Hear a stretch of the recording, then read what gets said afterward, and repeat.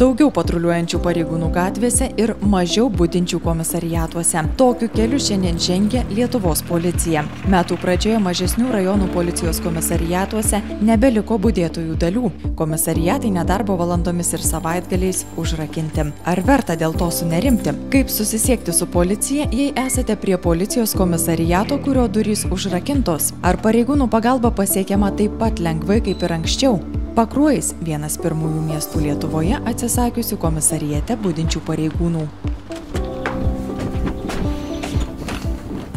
Pakruojo policija po darbo ir savaitgaliais yra užrakinta. Jeigu žmogui nutiko kažkokia bėda, tai jisai turi teisę skambinti pagalbos telefonu 112 arba šalia yra budėtojo mygtukas, kuris sujungia su Šiaulių policija ir paaiškinęs žmogui, kas nutiko, budėtojas operatyviai reaguoja ir atsiunčia policijos pareigūnus. Budėtojo mygtukai esantys Pakruojyje, Raseiniuose, Joniškyje ir Radviliškyje susieti su operatyvaus valdymo skyriumi Šiauliuose. Viename centrinėme padalinyje informacija valdoma efektyviau, o pagalba suteikiama taip pat greitai, kaip skambinant bendruoju pagalbos numeriu 112.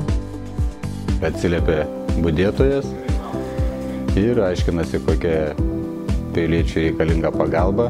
Jeigu reikia skubios neatidėliotinos pagalbos, siunčiamas arčiausiai esantis ekipažas. Nors policijos komisariatuose ir nebėra budėtojų dalių, bet vis tiek gyventojai pagalbą gauna taip pat greitai kaip ir anksčiau. Tas pats, kas skambintumėt 112. Supratau, Jūra, vykstam į įvykio vietą.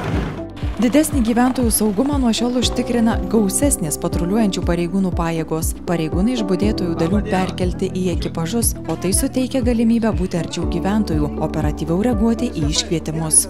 Tie pareigūnai, kurie buvo budėtojų tarnyboje, jie niekur neišnyko, jie toliau dirba Pakruojo mieste ir rajone. Jie reaguoja į įvykius, jie išėjo, tai pasakysiu, gatves dirbti. Kur būdavo, kad sėdėdavo budėtojų tarnyboje, dabar dirba gatvėje, užtikrina viešąją tvarką, eismo saugumą, gaudo nusikaltelius ir vykdo prevenciją. Bedars, pasakys, kad sustoji. Dar. Gerai. Nuolat patrulių automobilis, ekipažas būna rajone, mieste, kur gali, kad ir kelių minučių skirtumų greičiau sureaguoti į gautą pranešimą, kur kartais priklauso žmogaus gyvybė ar sveikata. Policijos pagalbos sulauksite ne tik paskambinę bendruoju pagalbos telefonu ar prie komisariato paspaudę budėtojo mygtuką. Jei pagalba nėra skubi arba norite informuoti policiją, galima pasinaudoti policijos elektroninių paslaugų sistema www.epolicija.lt.